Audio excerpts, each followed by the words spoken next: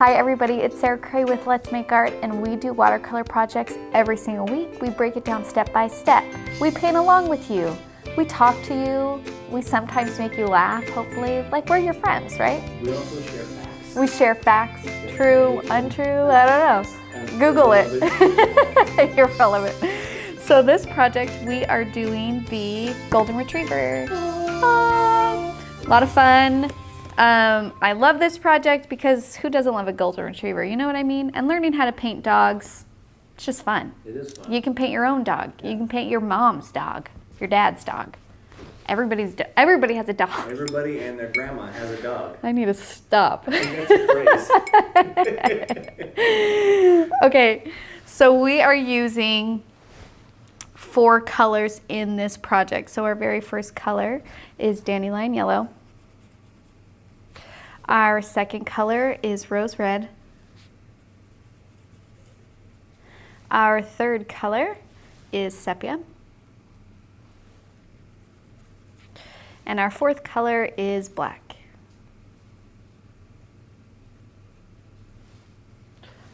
Okay. I was deciding which one. I'm going to use the right brush. We are using 2 paint brushes. We are using a round 6 and a round 2. Hank and Keith, they're our worker bees, our go-to brushes. Our main village men. We have a barbecue place in town called Hank and Tank's, and I almost just said Hank and Tank. And that's really what I should have named them. That is 100% what you should have named them. Ah, How did you think of that? I don't know. We've done this so many times, and it just clicked that there's a Hank and Tank's. Great barbecue if you're ever in Hamilton. It's just down the street. That's upsetting. It is upsetting. Keenan, what are we doing with our lives? I don't know. Okay, so we have an outline for this project. You can get it on our website for free, or if you subscribe or buy the kit, the outline will be in there. We use graphite paper to transfer it. If you don't know how to use graphite paper, just like play with it for a minute. You'll see. Like you press hard on the graphite paper, it will make a line. That's all you, right? Yeah. If you watch the live tutorials, I'll show you guys how to use it. I did mine fairly dark so you guys can see what I'm actually doing when I'm painting. When you do this at home, try and make it as light as possible. Because watercolor is transparent, you're gonna see the paint through and see those pencil lines. So if you don't want them to be prominent, trace lightly. Okay? Okay. We have 6 steps for this project. Our very first step is we are going to put the darker values in on our dog, and then we're going to pull that color and blend out to do our lighter values. That's step 2. Step 3, we are going to do the darker values on our neck and our chest. Step 4, we're going to blend those out to create our lighter values. Step 5, we're going to do our nose and our eyes and our mouth. Step 6 is just those finishing details that we always got to do, you know what I mean? Take a step back, make sure we don't need to add or adjust anything. Now this project was a lot of fun because you guys voted for it. I put up a bunch of, I did like a call to our Facebook group, Let's Make Art Watercolor, where I said like, post a picture of your dog. And we had like thousands of pictures of dogs. And then I went through and I picked like 5, I think. And then we did a vote. And the winner was this guy right here. This is the winning dog. So I did a project based off of the dog. Is that Bud? Airbud, actually. Airbud. Yeah. The third one, though. The third. Yeah. I think there's like 5. I think there's like 9. Well, you didn't have to one-up me with a bigger number. No, I'm telling you, there's like 9 of them. There's so many. I believe that. Let's Google it. Quality? No. Nope. I'm against Google now. We're sticking with the number 9. That's the end. So this was a reference photo that I worked off of, which I thought would be a really fun way so I can kind of show you guys what I look for when I'm trying to paint something off of a photograph. So just so you guys know, if I were to transfer this, or how I transferred it is I actually used this to create my outline. So I just kind of followed the shapes. And then the other thing that I do besides following like the perimeter is I also pay attention to where there's lights and shadows. So like if I'm looking at this, wherever there's like a darker value or there's a shadow, I'm marking it. So you can kind of see that like right here in between the eyebrows, this shape, that's a darker value. We have a darker value up here. We have a darker value on this side of the nose, like on these shadows of fur. So if I'm looking at fur, maybe I'll take a pink pen to show you. I'm looking for where the hair gathers in chunks, and that's what I'm painting. So this is a chunk right here. You see that? Yeah. This is a chunk right here. And then underneath, like this part is shadowed. That's a shadowed area. Here's a chunk up here. And then you'll see that wherever the fur is coming out of, like if it's coming out from underneath the neck, it's shadowed. This is shadowed right here, and that's because the head itself is casting a shadow on the fur that's coming out. It also, because it's dimensional, it has a shine to it. So this is a highlight right here in the middle of the fur, and this is a low light. So that's why like looking and seeing where values are is important, because that's what gives it actual shape. If you look on this side, here's the chunk, here's where it's shadowed, this whole area is shadowed here, like that. Does that make sense? Yeah, it does. So I did make some slight adjustments because this picture actually has really strong light. So this entire thing was shadowed right here, which on my reference photo, I decided not to do it that way, because what ended up happening is the first time I painted this dog, it turned out really, really dark. It didn't even, we have it actually. Do you want to bring it over, Keenan? The first time I painted that dog, I wasn't letting the watercolor be watercolored. I hid all of my low values, my high values. So this was the original that I painted, and it was too heavy. You can see that I kind of overworked it. There was too much paint. I didn't leave enough room for the highlights. There aren't a lot of highlights here, and then this is what I ended up with. So I repainted it and took out some of that really, really strong lighting, because it was just kind of like messing me up. Not that you can't paint this perfectly, you can, but it was throwing me off and making everything so much darker than it needed to be. So we'll use this as reference as we're painting. And also, it's so funny because this is a perfect example of how things kind of play tricks on you while you're painting. Even though you're seeing something, it's really hard for your eyes to know what you're seeing.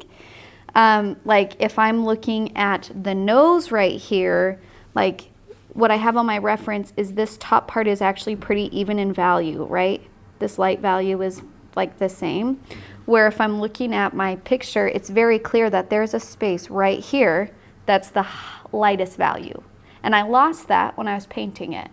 So it's so easy to like not pay attention to those things when you're painting. So this will be fun because as we're going through, I can actually refer back to the reference photo, and like I think it would especially be helpful around the eyes and stuff, so then I can explain why I'm doing the things that I'm doing. Cool. And maybe those reasons are like because I just felt like doing it that way. But I'm the artist, so I get to say that. Okay. Let's get started. So we are going to start with putting our dark values in. So I'm going to mix like a brown, and golden retrievers are like brown, but they kind of have like a gold reddish hint to them. So that's why we have red in there too. So I'm going to grab some brown. I'm going to grab some yellow. I'm going to grab a little bit of red. And maybe that's too much red. There we go.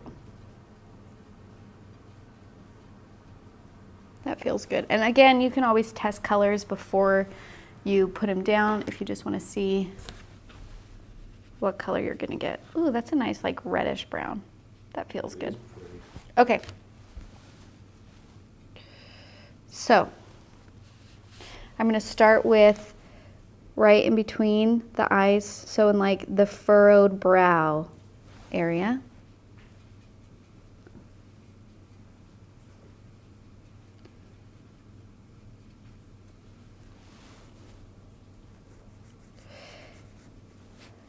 So I kind of have it outlined here.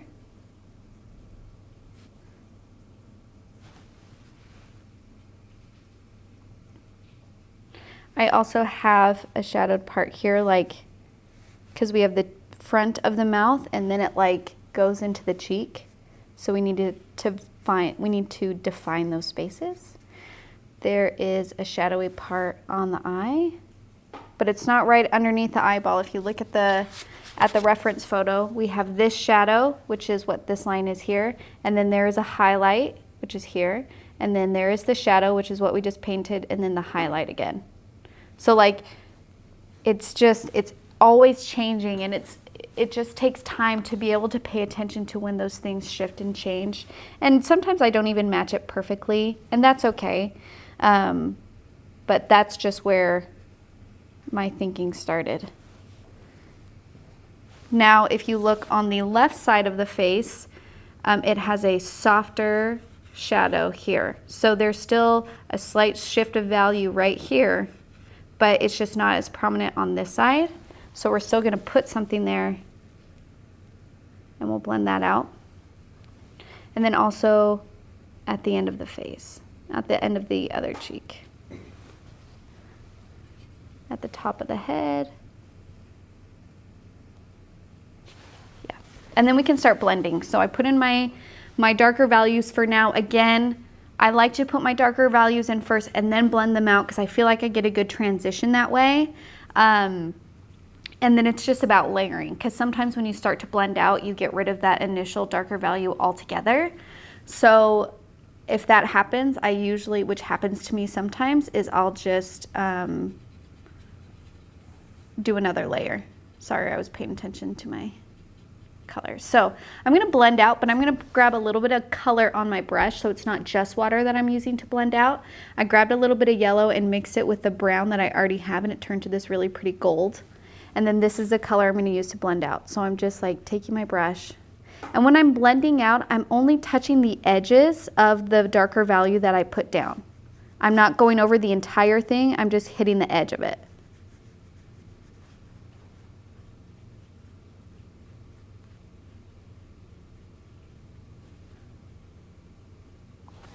Like so. Now the other side is going to be a lighter value, so I'm going to grab a little bit of yellow and more water, because I want this to be nice and light.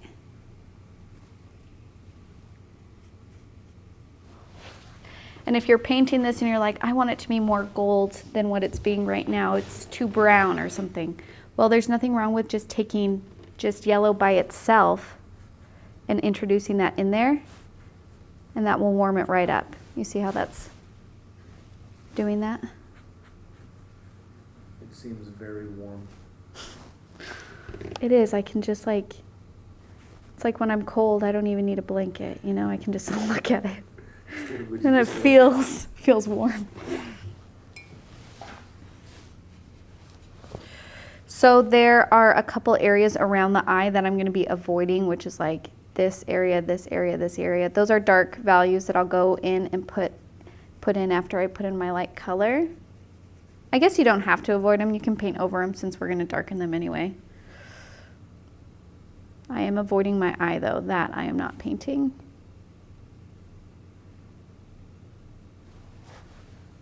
There were 11.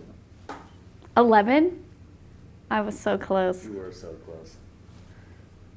Dang, I wish that you wouldn't have Googled it so I could have just lived in my truth that I was right, you know? I'm so sorry. That's the real reason I don't Google anymore. Because we just want to be right. Sarah's got to think she's right or else I'm fired.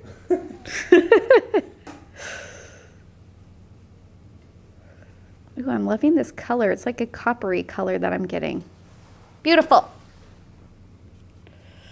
And then another thing that I really like to do is even after I blend out, like I'm looking at this area right here, and I like to go back in and just kind of like retouch up where those dark values are, because I don't want it to feel chunky, which is the risk we take when we use outlines, right? Because you see this outline right here under the eye and you think only my dark value can go there. But no, it can go a little bit past it. It needs to transition, and by that it means to like smoothly move to a light value. Most of the time you don't get super hard value edges. Sometimes you do. Like like here on this side, the farthest edge of the neck, you can see that really hard line right there. That is a hard transition, but that's because it's a different plane.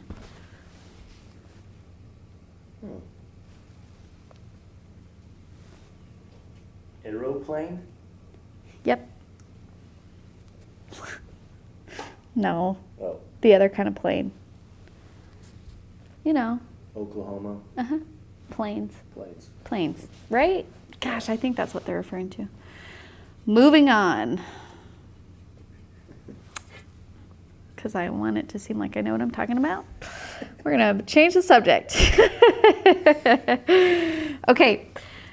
Now on the left side of the face, this is where my values are really, really light. So I'm going to use mostly water to just spread this color out.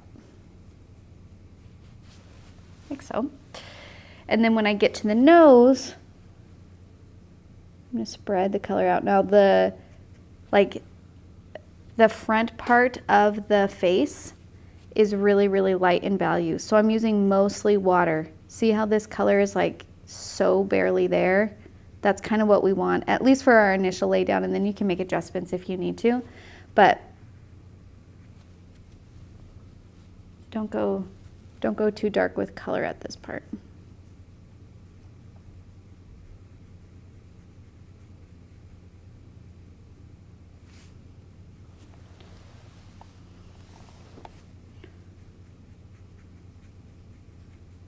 So I'm just kind of smoothing this so it's a transition out. And the reason why it's darker back here than it is up here is, one, if you look at our own face, the bridge of our nose is farther back than the front of our nose, and dogs have a really long snout. So their nose is actually like out here, and their bridge is actually back here. So there is going to be a huge difference in value between the front of their nose and their snout and their bridge. That's how we like create that illusion of a 3-dimension, is making sure those values are switched up. Also, they have like a strong like brow line too, because if you feel a dog, if you can imagine, like on some dogs, I don't know if pugs are the same way, I guess it depends on the shape of the head. Because they're not attractive. I love pugs so much. They're so, okay, anyways. If you feel like the dog's brow forehead, there's a stronger line of brow, and you can even, I feel like there's even a dent in between the two brow lines here, which is why we have such a strong, yeah. And you can see it here, it's shadowed. It's right here, that dent, and then it even goes up a little bit. So it's just what's going on underneath that fur, like their bone structure or something, that is what's happening. So, that was a long explanation. Let's keep on painting. Okay. I'm going to mix some more shadows, color. Sometimes, because I'm mixing as I go, my colors are slightly different from each other. Don't let that trip you up. That might be really frustrating to some of you, but let me tell you, nobody even notices. I do it all the time in my work. And they're not like, that 1/3 of the fur is different colored than the other fur, slightly. The percentages are off. Maybe they do notice and they just don't tell me. I'm like saying this, they're like, I notice that every time and it drives me nuts. That's Sarah. That's Sarah. That's Sarah thinks nobody notices. Everybody does. All right. So I'm going to go back in and put more shadow in between here. Maybe a little here. Here. And again, kind of blend these out. Usually when you put those values in, you want to blend, because we don't want it chunky. Is that the right word? Yeah. I like chunky. Chunky is a great word. Now the side of this, there's like a soft shadow here on this lip. And then there's shadows in the front here, but I'm not going to do those yet. I'm going to just do the other side of the mouth. Okay.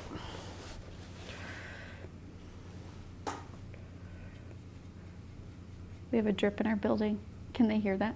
They did. That was a big plop. They may not have noticed it till we pointed it out, but Now they will. now they will. And now you're with us. We're in the same room. We're all in this together. Okay. let's keep going. We're That gonna song's do in my head. We're all in this together. Were you a High School Musical watcher? Is that from High School Musical? Yes. I had no idea. Where did you hear it from? I have no idea. Probably from High School Musical. I don't remember the movie. I just remember the song. I don't know if I actually ever watched the movie.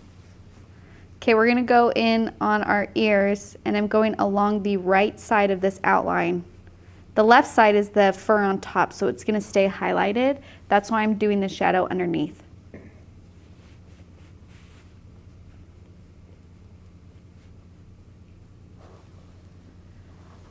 And then I'm just gonna kind of blend this out. I'm gonna put a bit of yellow in there.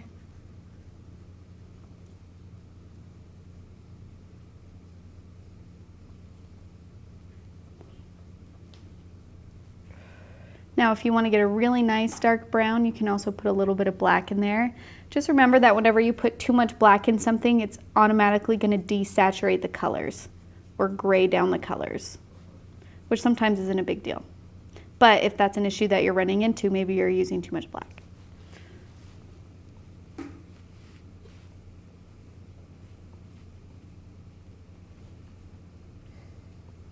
Okay, now I'm going to do the like markings here. And these are just like brow. Again, these are just different planes of brow. It looks like eyebrows, doesn't it? It does look like eyebrows. I'm just going to softly blend these out again so they're not too, you know, doesn't look like caterpillars on the face. On fleek. Yeah.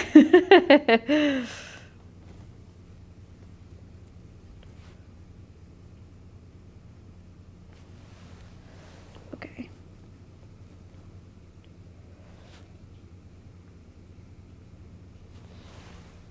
There we go.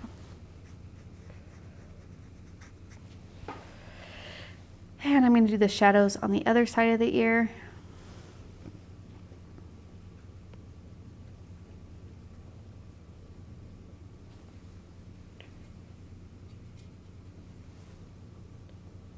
And then blend those out. We're still on step 2, just so you guys know.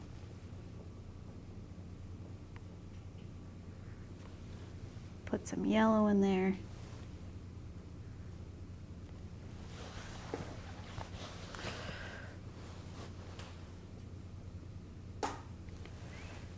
And then this side of the fur on top has a little bit of shadow too, kind of where it transitions from head to ear.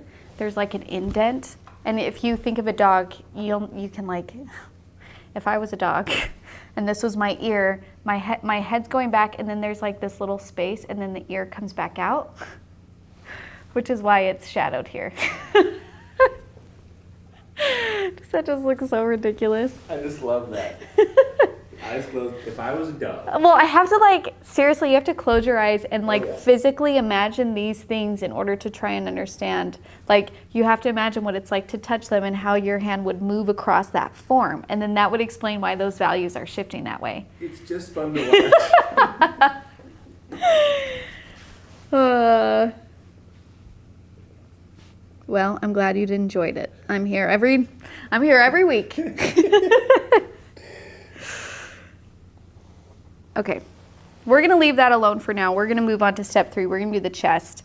And the reason why I like to take breaks from some areas is 1, things are too wet, and 2, sometimes you need to like look at something else before you can like really understand. Like it's like just taking a eye break on what you're working on and move to another spot, and then you can go back to it with fresh eyes and be like, okay, what else do I need to do to adjust this?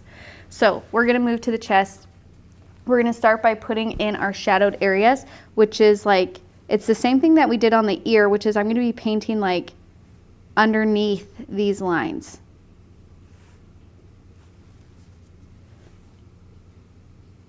Because usually you're sectioning out the highlighted parts so the shadows work around them, except for in this instance. I just painted that backwards, but that's okay.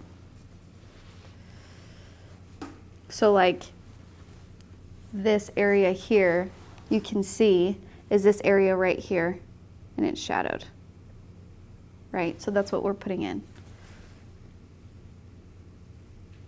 Because with watercolors, you put in the shadows and you leave the highlights. You have to leave your paper white or really light for the highlights. Other mediums, it's opposite, which is why if you're like an acrylic or an oil painter or something, sometimes watercolor is really hard to switch over to because you have to think about how to approach a painting an opposite way. Or like acrylic and oil, usually you build up and then you put in your highlights using lightly colored paint because it's opaque, you can layer it, but watercolor is not that way. I feel like that would make a painting really heavy. Yeah, it does.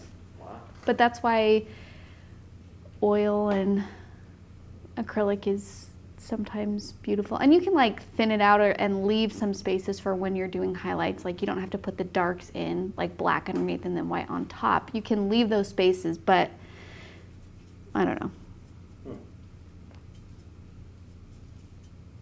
Need some more red. Need some more red in my dog.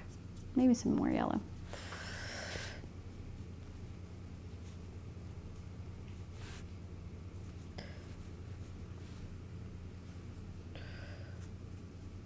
And if you accidentally put a shadow where there's a highlight, especially on like the chest and stuff, it doesn't really matter. Don't stress. Don't like use that as an excuse to insult yourself or think that you're not good at this. Because I do stuff like that all the time. It's fine. It's fine. Okay. You're fine. We're fine. Let's keep painting. So like underneath this ear and neck, that's where it's going to be really shadowed because that's supposed to be the farthest point away from us, and it's being covered by the ear and the head, so it's like doubly shadowed, right? That's where our darker value lies, or like is the strongest. So I'm going to make sure that's nice and dark. Make sure it's dark over here.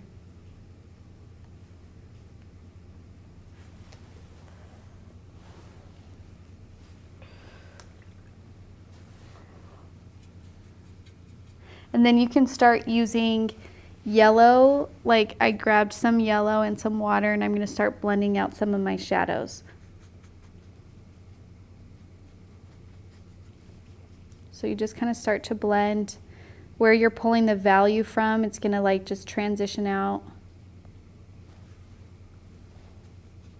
In areas that you want to keep it nice and highlighted, very little water. So like right on the chest part, like this part right here, I'm going to blend some of this out, but I'm really using mostly water because I want that highlight to stay strong.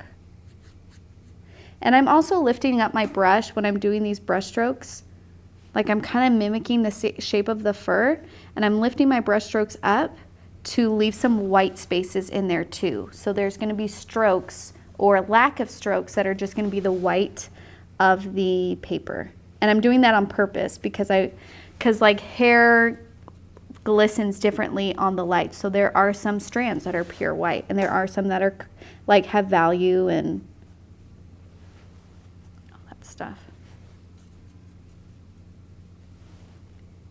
And you can go back in and put in your low values once you kind of blend, if you blend them out too much, which I do all the time, and I'm okay with that. I know that I could always go in and layer so it doesn't stress me out. This is looking really like furry. Yeah, it is. Full. Full. Which she does have a pretty full chest.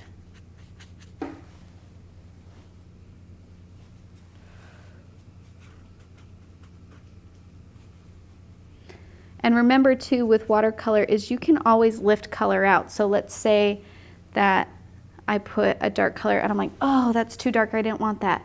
Take a brush, rinse it, lift the color out, pat it on your paper towel. So if it's still wet, even if it's dried, you can lift some color out. Not like a ton, but you can at least lighten it.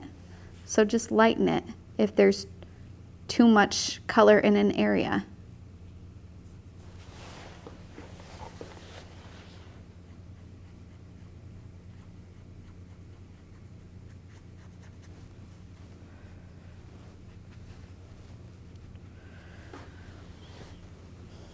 Now underneath, I know that on this side, this fur coming out is shadowed because it's coming out from underneath the, like the chin, right? This middle part right here is not as shadowed, or it doesn't have that same value change, and one of that is because of the light source. The light source in this picture is clearly on this side because this area is highlighted and this is highlighted. Does that make sense? If the light source was over here, it would be opposite. So that's why it's shadowed here and why it's not over there, even though it's coming out from behind the nose. So in theory, if the light was straight on, it would be shadowed underneath here. But because it's coming out from over here, it's highlighting this part, casting a shadow on the right-hand side. And now the front part, this part, is actually shadowed because the light is behind the nose. Does that make sense? Yeah. So highlight, highlight, highlight, shadow, shadow, shadow.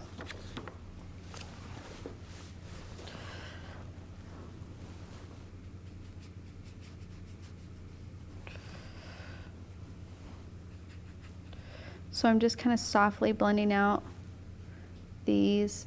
We still have a really strong shadow in here where the ear and the head are meeting, but that's because it goes in, so the light can't reach it. That's why it's shadowed. So I'm going to put my shadow in there.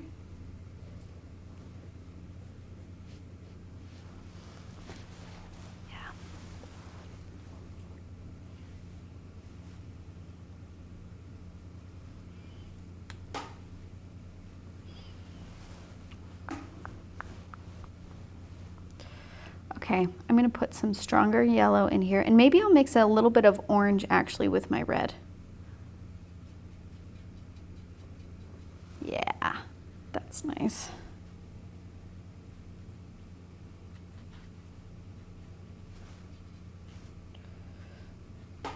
Gives it kind of that coppery look.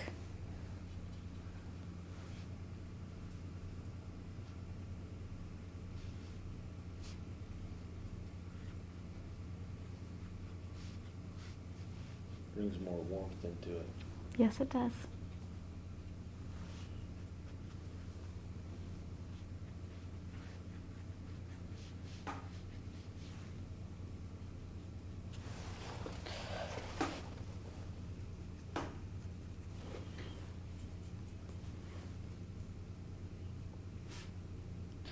So like when you're doing this fur part, I really want you to pay attention to the brush strokes that you're making.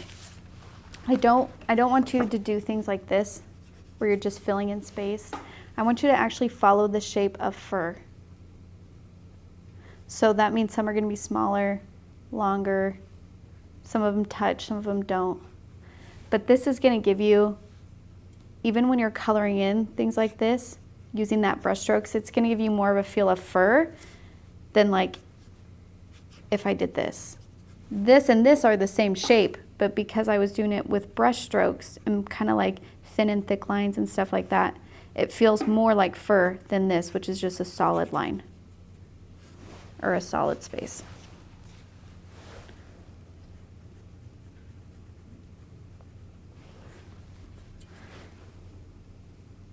And you can go along the edges and like have little fur textures. The only thing I warn you about is that your brain is gonna want you to do even fur textures along the entire perimeter, and don't do that.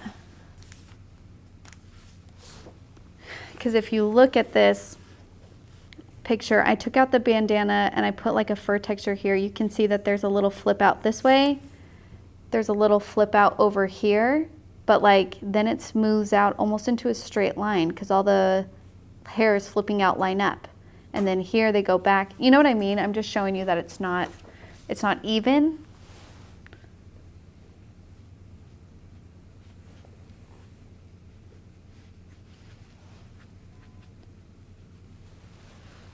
So before I move on to the nose and the eyes really quick, I'm just going to kind of put in my color on my ears that I left here for my highlight.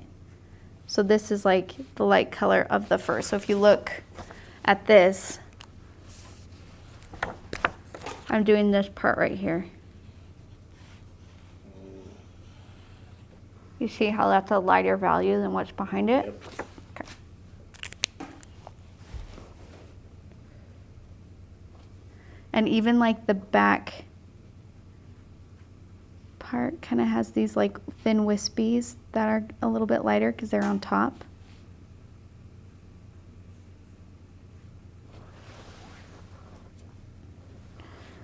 And I'm going to go in and put in my shadow here. There we go.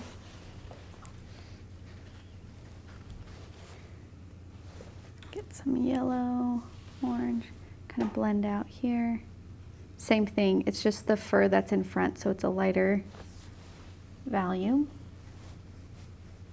Okay, let's work on our nose and our eyes, and that's gonna help start to bring this painting together, because it's always about this time where you're like, okay, when does this start to look like a dog?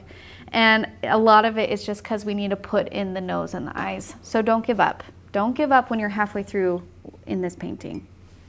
So for the nose, the nostrils are going to be really, really dark.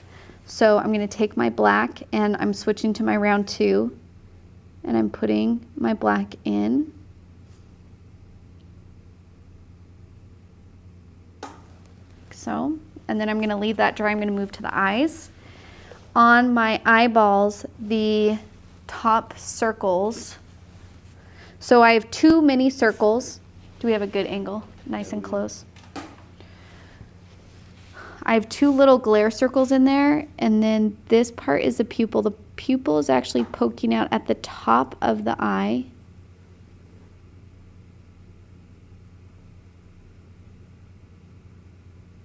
And I'm leaving 2 little white spaces in there for the glare. Like that. And then same thing on the other side.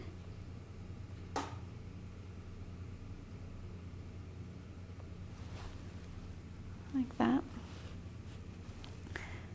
Now this dog is a little bit unique. He's so cute, but I think he kind of has serious eyes. And it looks that way because you can see how like they kind of go over his eyes. You see how that brow line is actually like here. And that is what's giving that look of like maybe seriousness. You know what I mean? They're not like open to give it that like, I was about to say they're not open to give it that opened look, but I don't know how else to describe it.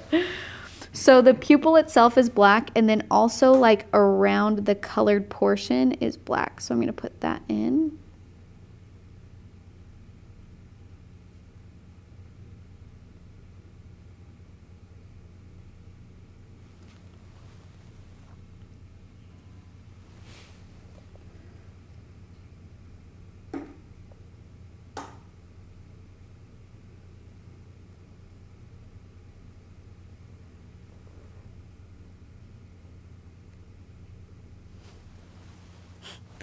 He still looks funny. It's okay. We're not done yet.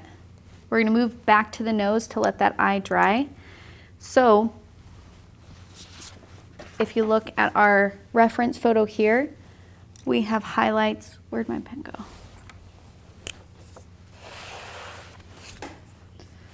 Right underneath the nostril on both sides, there are highlights.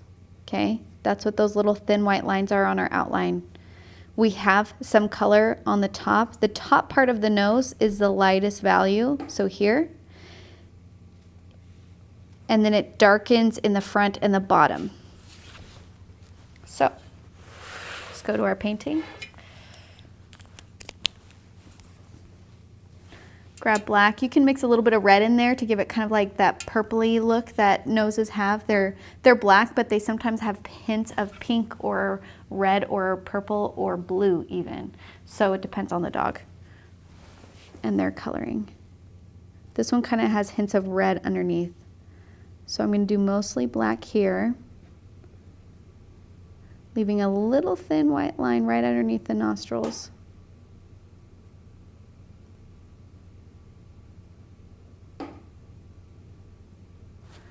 And then when I get to the top of my nose, I'm going to grab some red.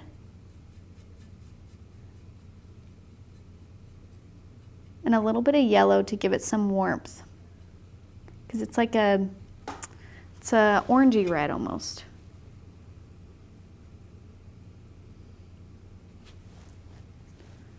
So I'm putting that color in.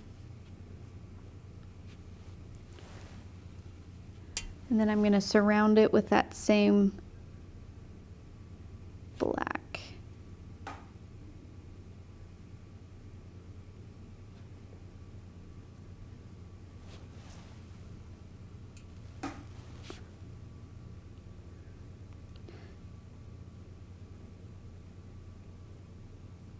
And if they kind of blend into each other, that's okay.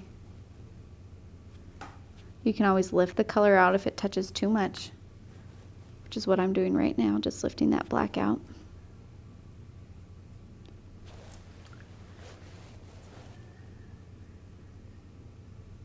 I'm going to be careful to try and avoid the nostrils if they're still really wet, because that nice dark black will then go everywhere. And I'm going to put a little more shadow, a little darker value on the bottom of my nose to give it that extra sense of dimension.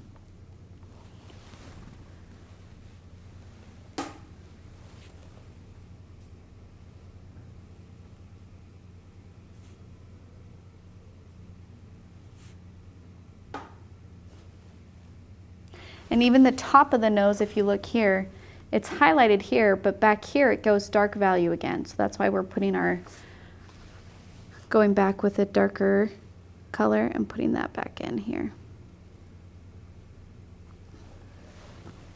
There we go. Now that looks like it's poking out, doesn't it? It's a good nose. And then even this, like, and you can see from here, this kind of black color blends out a little bit onto the fur. So I'm going to just take a damp brush and just softly, just ever so slightly, I'm going to give a hint of that like grayish kind of color around the nose. And actually the front of the mouth has a little bit of black on the lip. Now I'm putting a little bit of brown in mine so it's not gray, because I want to make sure it's different than my nose color.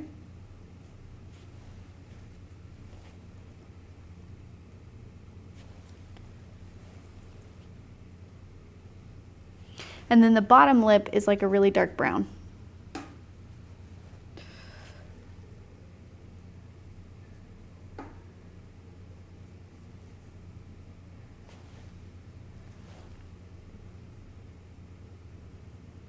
So you want to make sure it's darker than your neck, the neck hair that you put in, or else they'll blend together. So you want to make sure those are two different values.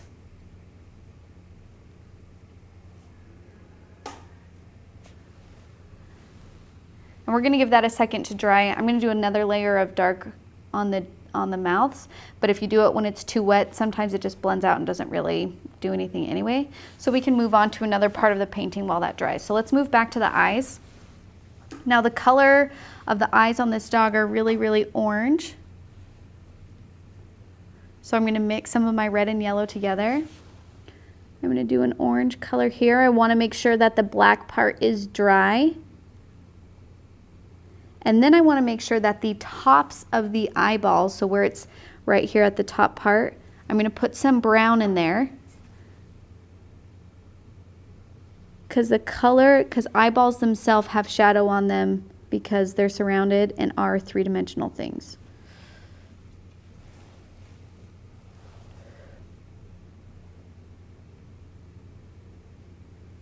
So the bottom part of the eyeball is the lightest value.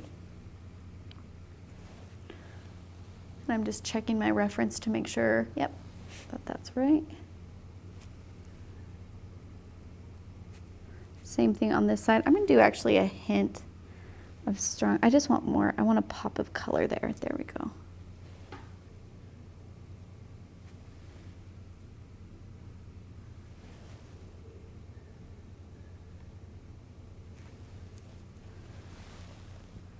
Okay, looking good. Now we're going to do the white part around the eye.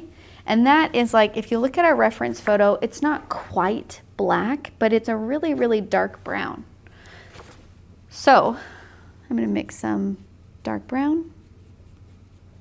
I have this big mixing thing here and that I've been working on this entire painting, so I'm just gonna pull from there. Maybe add a little extra black, but not pure black because I want it to be different from my eyes. We're gonna put those shadows in there. So it's at the bottom and the top.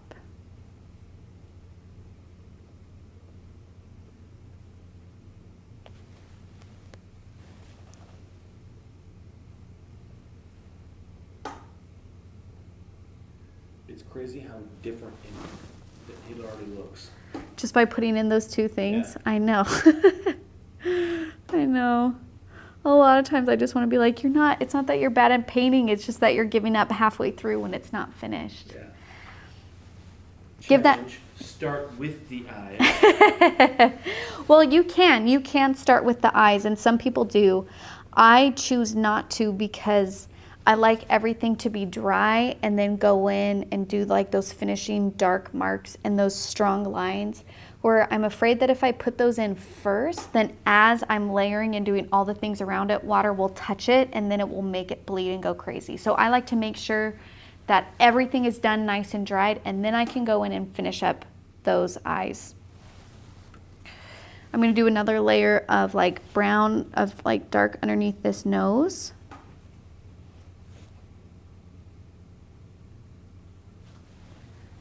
And then kind of blend that out so it's not such a strong line.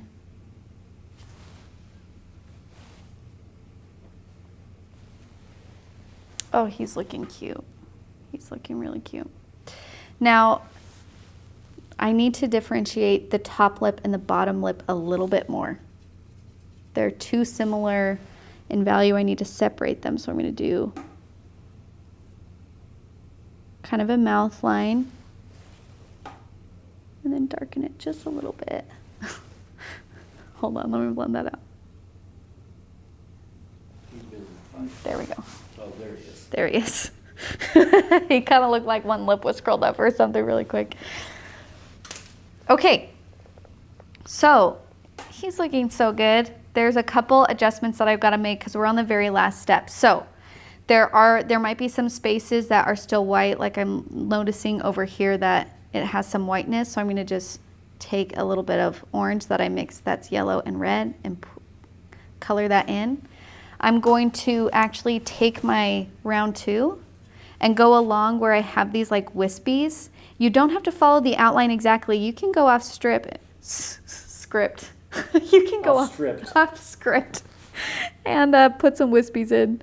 Just don't go too crazy and make them all too even, because that's going to kill your 3-dimensional shape that you made. And it's really easy to do, so just kind of like check yourself. Sometimes you got to be like, calm down. Check yourself before you wreck Check yourself before you wreck this painting. You can even go in and put some wispies up here. Sounds like a snack. What? Wispies. Wispies. Well, I just copyrighted that, so nobody take it.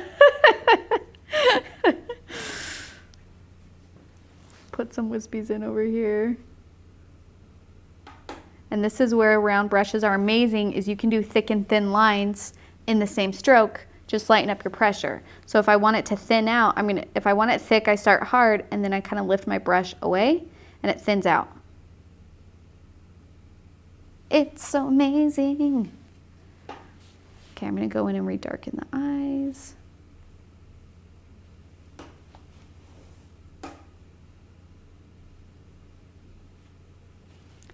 The marks up here I kind of lost a little bit. The brow I lost a little bit, so I'm gonna go put that back in.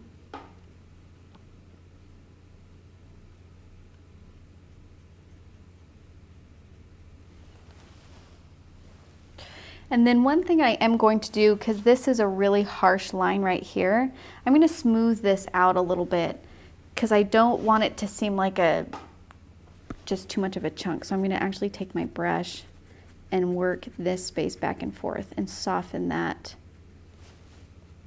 transition a little bit more.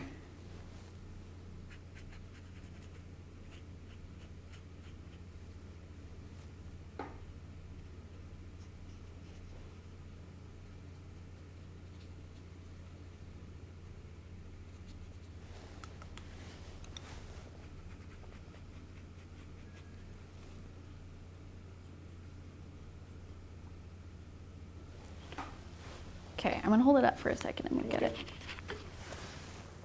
Oh, he's looking good. Yes. Okay, a couple other adjustments. I'm gonna do a little bit more of a shadow on the back end of the head here, right where it's going into that like ear shadow, because the ear itself is casting a shadow on the head. I gotta put that in. Same thing on this side. I'm gonna go back in and put some darker value here. I'm actually gonna redefine that shadow that's coming up in between here. There we go. Put some more shadow in right here. Yeah.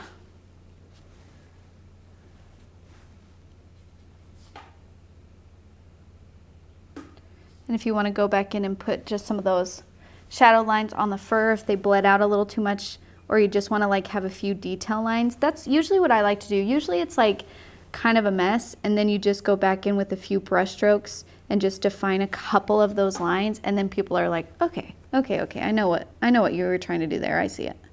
Oh, fur. Oh, fur. That's what it is. Fur, sure. Keenan. You can have your job back. You're funny. Thank you. Appreciate that. Drop it. And then, of course, you guys know me. You like my, I don't know if you like it. I like my drops of color that I put in randomly places. Just feels nice.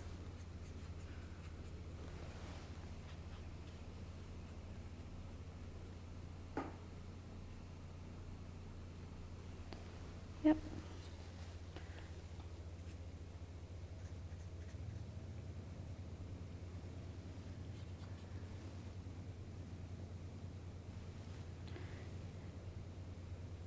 The eyes, I want to give a little more hint of orange too, and then I think we'll be good.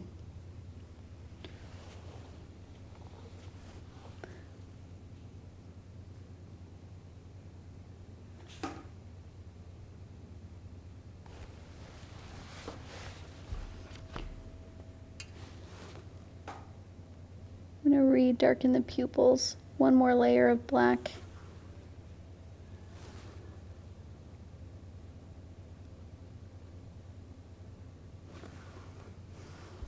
And if this glare got a little too big, you can.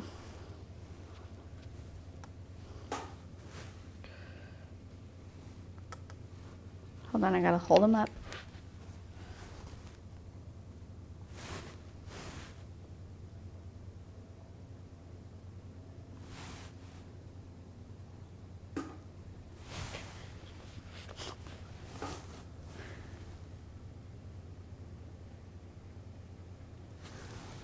Okay. Sorry, my head's covering it. Give me a second. Are you doing the side cam right now or overhead? All of them. Okay.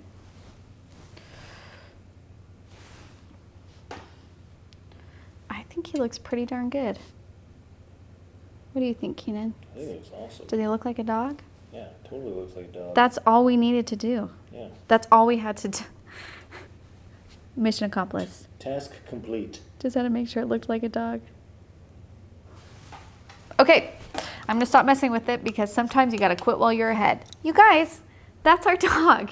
You did it. Now this project is a little bit more complicated, but I truly feel like if you are kind to yourself, you persevere, and maybe you gotta do this a couple of times to get it right. That's fine. I did it. You guys saw my first version. I think I probably did it 2 other times. But in the end, you learn something every single time you paint it. I cannot wait to see what your dogs look like. You can make this your own dog. If you want to put that bandana back in there, put it in there. Give it a hat. Give it a flower crown. Give it a bow tie. Please give it a hat. And then we got to name our dog. We always name our animals here at Let's Make Art because they have personalities. I always see golden retrievers as like girls. Do you? Yes. Oh, Michael had the sweetest golden retriever growing up. Her name was Lady. Is this her name? I like Lady. No. What about Shelly? No. Shelby. Shelby. Okay. Yeah. Yes. Henceforth, this dog will be known as Shelby. Hear ye, hear ye. So anyways, cannot wait to see how your dogs turn out. Again, just remember to be kind to yourself and be patient. This is a process. Your dog is going to look way funny halfway through. Just keep with it. So if you paint it, I would love to see it. You can share it on Facebook. We have a wonderful watercolor group that is meant just for sharing our projects here. It's called Let's Make Art Watercolor, and it's separate from our business Facebook page, just so you guys know. And on Instagram, you can tag us in it, Let's Go Make Art, if you want to tag us, or hashtag Let's Make Art if you just want to be part of our hashtag. And I think that's all I got to say. Thank you to, I can't remember whose name it was that let us use this picture. Thank them so much. Thank you so much, and I will look up your name and have it ready when we do this live. Okay, bye.